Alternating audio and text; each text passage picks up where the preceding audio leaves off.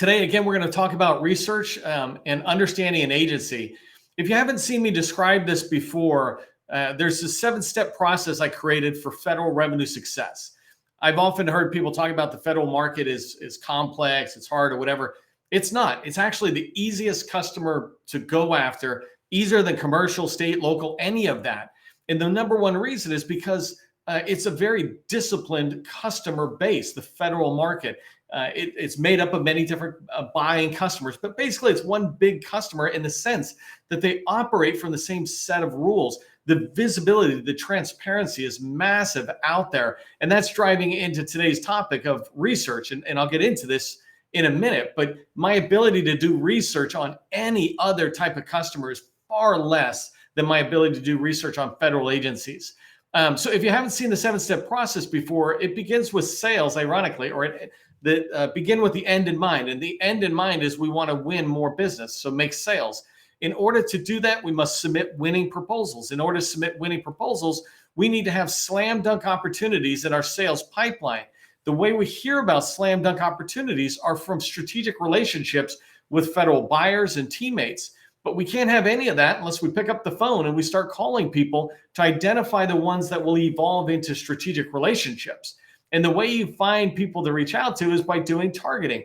That's exactly what I just said a second ago about how the Department of Labor, I did this document, this PowerPoint deck out on my profile. In there are names, numbers, and emails. Well, that's targeting. There's 20 people you could call into DOL to get you started. But all of that is enabled by research. Research is the foundation to the 7-step process. And research, you can almost say that it feeds into each one of these steps as you move forward. And I'll talk about that as we go through. As I describe in today's training, what research really is, what it means when I say do research in federal sales. Why do research? I want to talk about why it's important to do research in federal sales as part of your regular activity. I'm going to talk a little bit about when you can do research, where you can do research, the tools, and then how to do research. I really want you to walk away from today's training going, okay, I'm going to be able to do research as well as anybody out there. So if you don't know who I am, my name is Neil McDonald. I want to welcome you to my federal sales training where I provide tips for success in the federal market. I spent 20 years as a small business owner in the federal market. And since 2018, I've been teaching people like you that government contracting is not a secret. It's just a process. When we follow a process A to Z, we're going to have repeatable, predictable results. That, ironically, is what I said right here. Right here is the process for success out there. Do me a favor, put your company name into the chat, 2 or 3 words that tell us what you sell. I just did a recommendation for somebody the other day purely based on the fact that they put in their information in the chat. I was like, oh, you're looking for this type of person. And I was able to make the introduction, right? There's no Neil gets in the way or anybody gets in the way to be part of that. It's the ability for us to just make introductions. And I want you to build your community here. As I'm doing the training, the chat really is your community to start identifying new people you might want to build relationships with, right? And that's letting them know you're open to connections on LinkedIn. Okay, I got a lot to talk about, and I'm going to go really fast.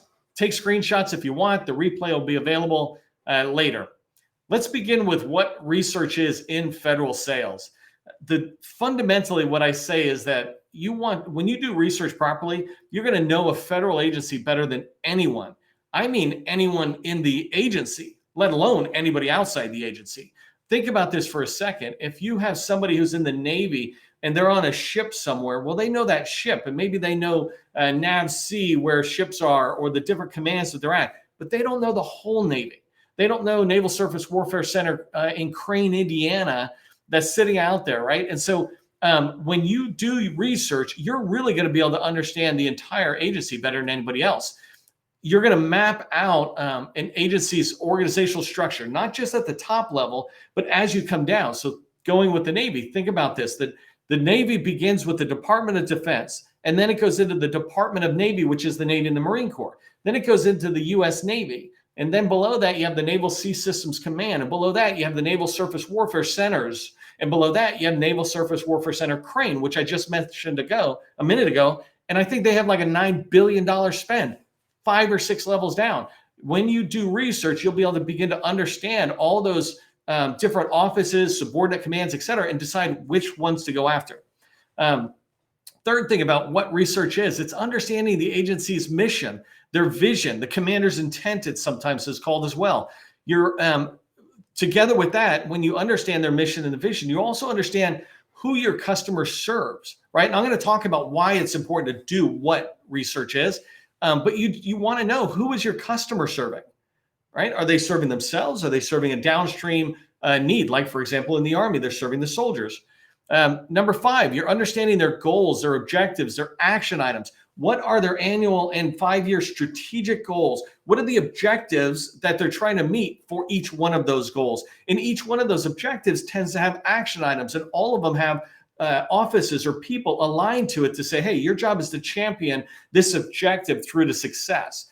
Learning that is what happens when you do research.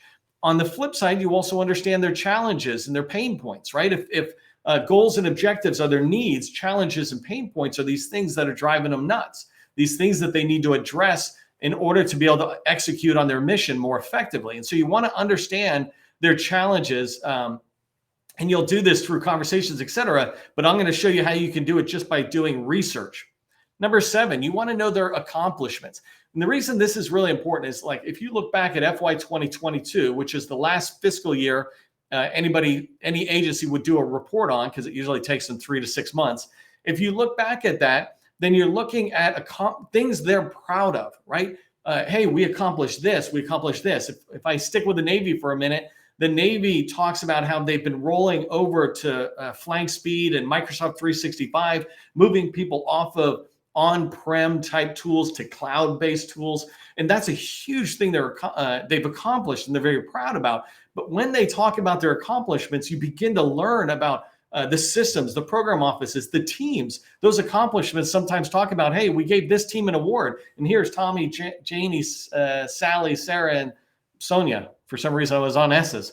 But understanding that through accomplishments. Number 8, you're going to know their major programs and enterprise systems. And this is really important. When you look at an organization, an agency, and you map out their org structure, that's one way of seeing an agency and researching it, right? Another way of researching it or laying out what you're discovering is, well, what are their enterprise systems? What are their major programs? Not program offices, but they have these major programs that they're executing on, and then under those are different projects, etc. You want to know those so you know where does your company fit, right?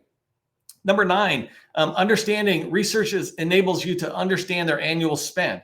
How much money? I just talked about Naval Surface Warfare Center Crane, and they spend billions. What do they spend that money on, right? So when you look at your agency, whether it's HHS, Department of Labor, Navy, whoever, looking at their annual spend allows you to understand how much they're spending on what you sell and what's related to what you sell.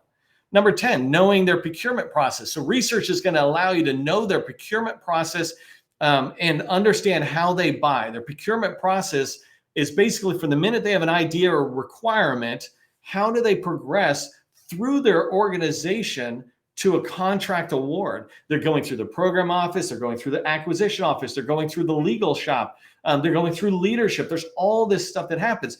When you know that, you're able to align your sales activities to the process. But research is really important to uncovering that information. At first, you can do basic information or research to learn that, and then you can have conversations to explore it. Contract vehicles is another part of the procurement process. What contract vehicles do you typically use? Navy, for example, Seaport Next Generation, Seaport Next Gen, that one is a major contract vehicle they use. Air Force, they use like Oasis or something. Understanding what they use is what you should be doing during research. And the last thing is, you understand when you do research, you get a much bigger understanding of this customer. You turn them from just a sales prospect into a customer and a partner you want to support for the next 5 to 20 years, 30 years, right? That's what the bigs do, is they get into a long-term strategic relationship with their customers and looking out 10, 20 years.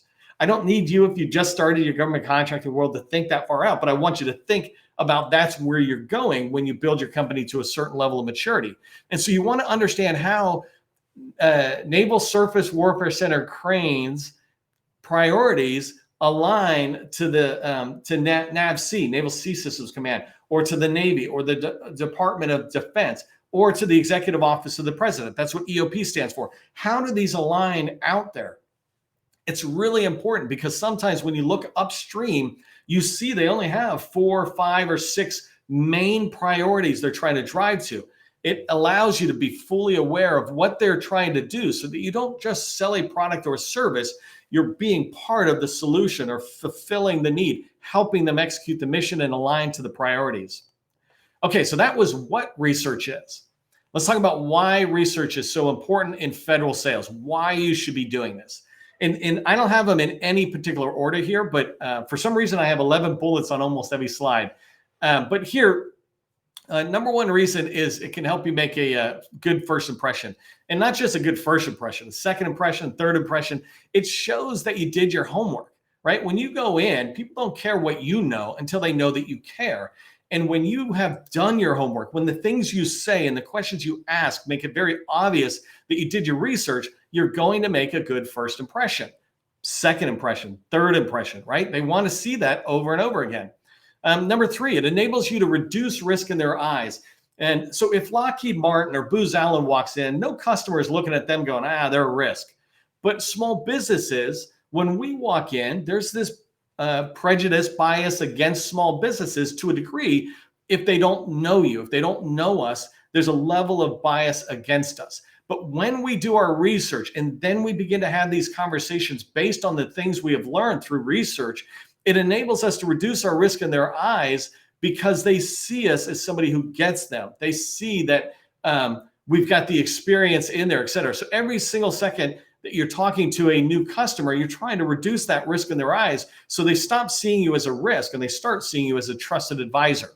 Number four, right? Research is really important because it helps you speak their language. Don't go into the Navy speaking the Coast Guard language or the Department of Labor language. Don't go into the Department of Education talking about KOs. KO, contracting officer, is a Department of Defense term.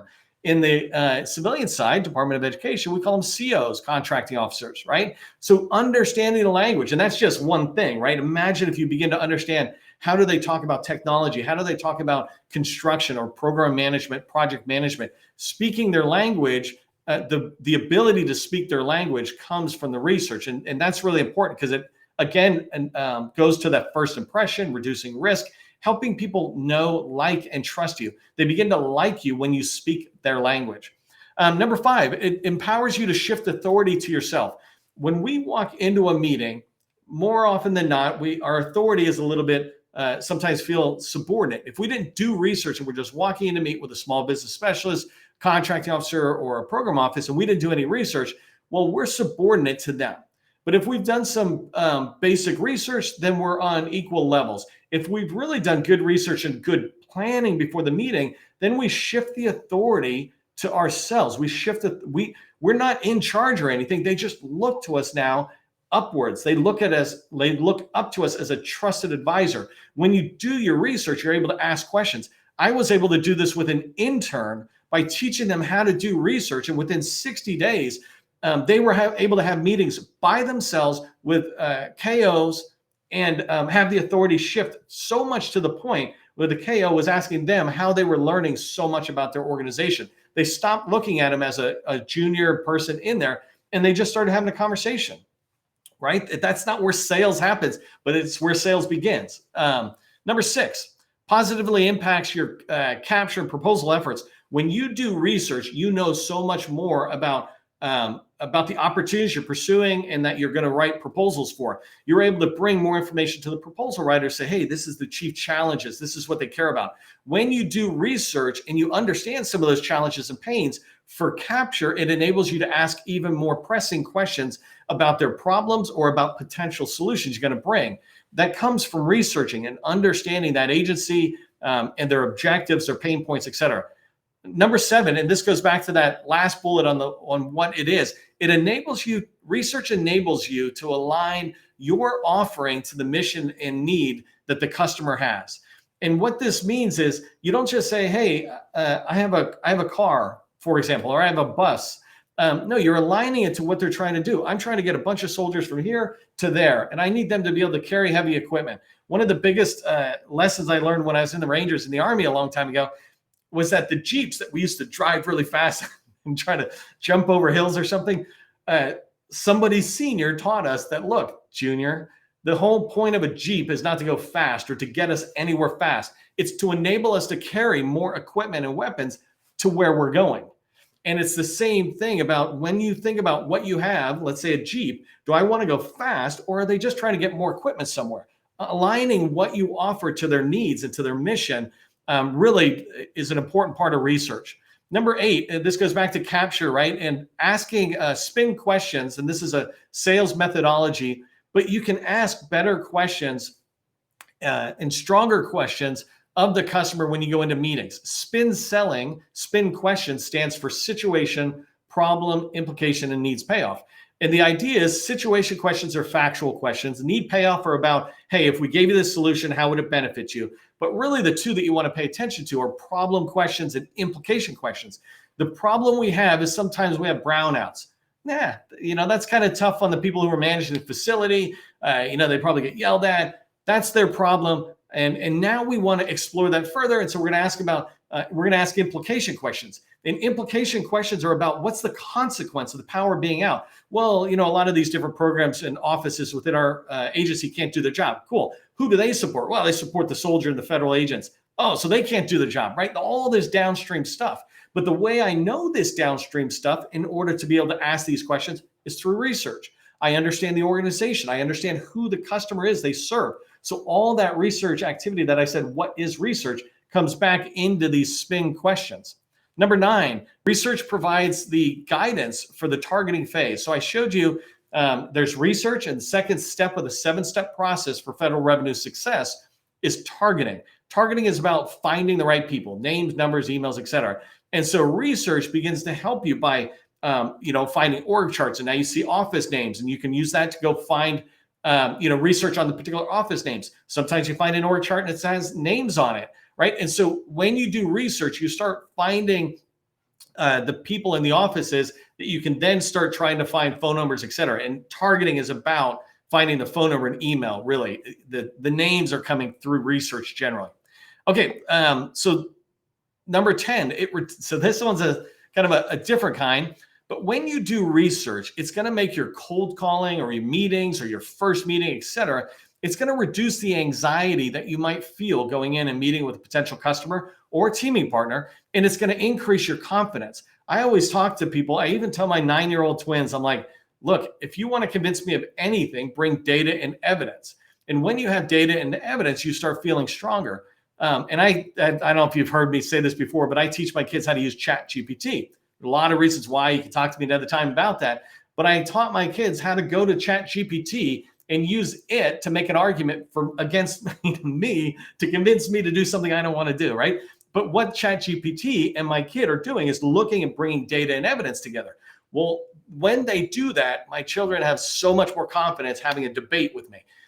Not to put us in the same level of kids and ChatGPT, but it's the same thing when we go into a meeting. If we have no knowledge, if we haven't researched, our anxiety is high. We're feeling like we're going to get called out. We don't know what we're talking about. We don't know what's important to them. But if we do research, now I can come in and go, hey, I want to talk to you about this and this and this. You're in control of that meeting.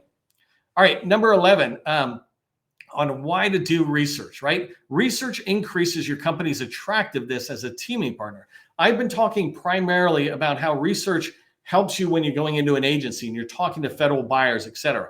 Well, in this particular case, I want to talk about teaming partners. I don't know if you've ever gone into a large prime, and for those large primes, they need to learn this lesson. But one of the biggest problems large prime contractors have is they bring this level of arrogance down to small businesses. And so they start peppering you with questions.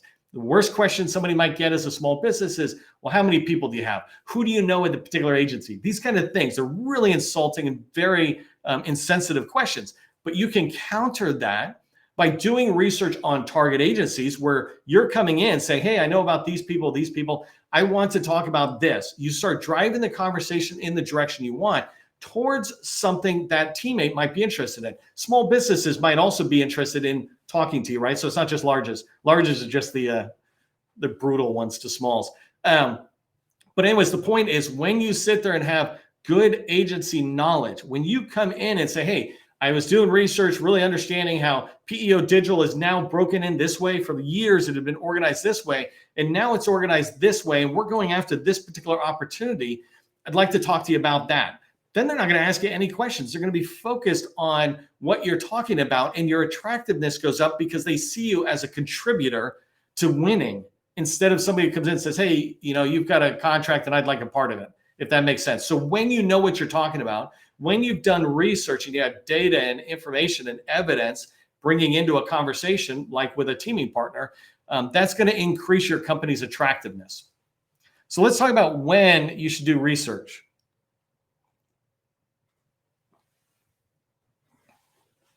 So the first step of sales in the federal market is business development. Business development is understanding an agency, building relationships, and identifying opportunities, right? So research fits solidly right in there. When you're looking at a new agency, hey, I want to go into Department of Education, you start your research activities.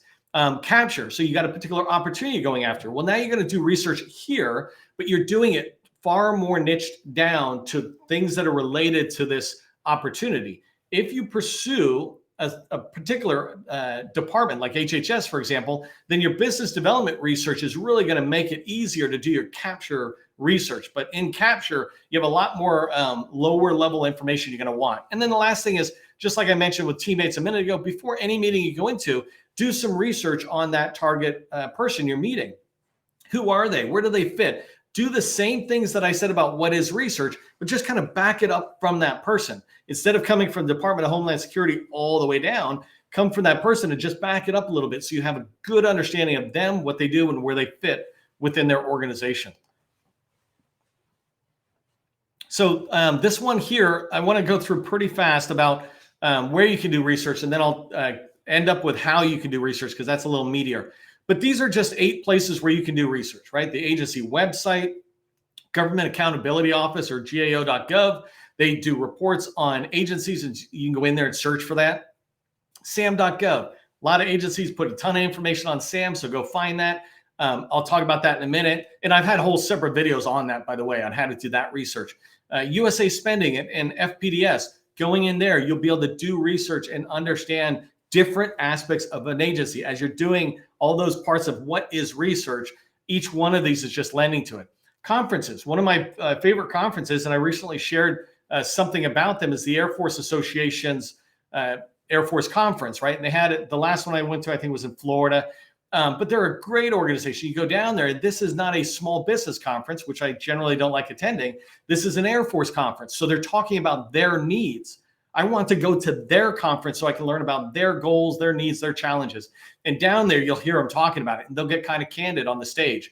LinkedIn is a great place to go in and find all sorts of information on the company or agency websites, as well as individual people who work for your target agency that you're researching. You can go look at them, follow them on their profiles, and you'll see information they share or the discussions they're getting into. GovTribe, GovWin, these are just examples of subscription-based services. And the last one is, number 8, is a great place you can do research on a particular agency is go to a large prime contractor's website.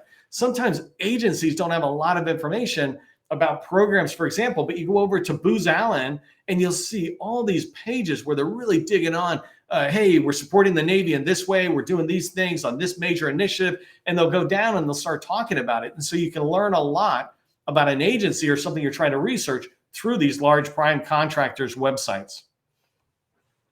Okay, so how you can do research, this is going to go again pretty fast, but you can take a screenshot here, or the recording's available immediately. But the first thing you can do is go to the agency About Us page. I love going there because I go in there, and if it's done right, you get a lot of these things that you're trying to find that I list below, all of them on that About page. I'm looking for the org chart, right? I want to see the agency's org chart. Like I just said, I posted Department of Labor's org chart today, but also along with that org chart, I posted the Department of Labor's Office of Chief Information, OCIO's org chart. And there was like 10 other org charts I could have put in, and I just stopped.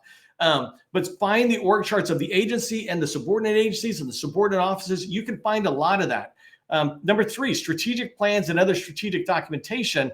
This is a great way to do research around the goals and the obviously the mission, the vision, but the goals and the objectives of that agency. Every major agency has a strategic plan. Get in there and see them. The other strategic documentation are things like our strategic plan for artificial intelligence, our strategic plan for human resource or workforce development. There's all sorts of these subordinate strategic plans that you can find that help you do research even more specific to what you're doing. Annual reports, I mentioned this earlier, but basically you can look back and a lot of agencies are starting to put out their FY 2022 annual report. So it tells you their accomplishments. It tells you a lot of their forward-looking and backward-looking activity. Most important, one of the things I like is here's what we wanted to do, but we didn't get this stuff done. I'm like, okay, why not? There must be a problem in there. Let me understand it.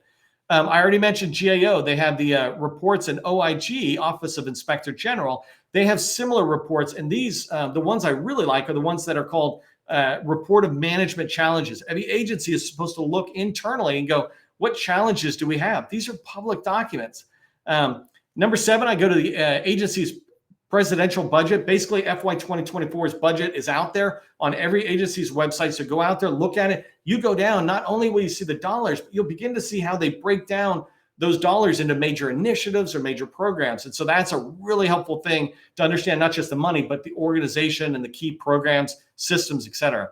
SAM.gov, I mentioned that, but go in there and look at all the notifications, future ones, past ones. You can go in there and find a ton of documentation. Go find any particular opportunity and pull it up, and you'll see background information. And every KO or every team writes a little differently, so you can really begin to piece stuff together.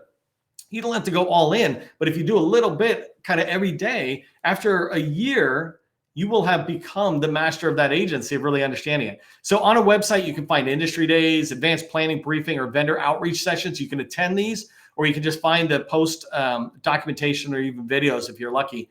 And then agency meetings, get in there, talk to the focuses of receptivity. And I'll talk more about that in outreach as we go forward in this week of training. But agency meetings, having meetings, you can uncover the needs that are in there. And the last one is other government contractors. You want to build relationships. You can do research by talking to people who are already doing business in there. It's a great way to do that. There's this group called Fast Rope. It's an organization that's networking. And I know it around Dayton, Ohio, where they have an Air Force one, and they come together and they share information. And it's awesome. Okay, so here's what I want you to remember from today's training. First off, research is the first step towards more sales. If you do it and you follow the 7-step process, you're going to get more sales. Research shows your commitment to the customer. When you do research, you're showing them that you care. People care about what you know when they know that you care. And so research shows that commitment.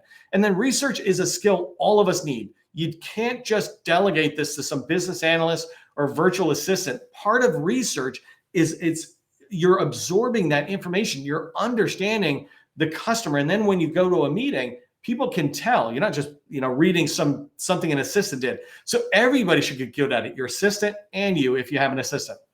Tomorrow's training related to this is step 2, targeting. So definitely come in and join me. If you're interested in getting my help on any level in your business, going to the next level, we have a 90-day BD Accelerator workshop, and you can just ping me on LinkedIn if you're interested in that. For everybody, I really want you to remember that government contracting, it's not a secret. It's just a process. I'll see you at the next training. We'll just continue this process journey.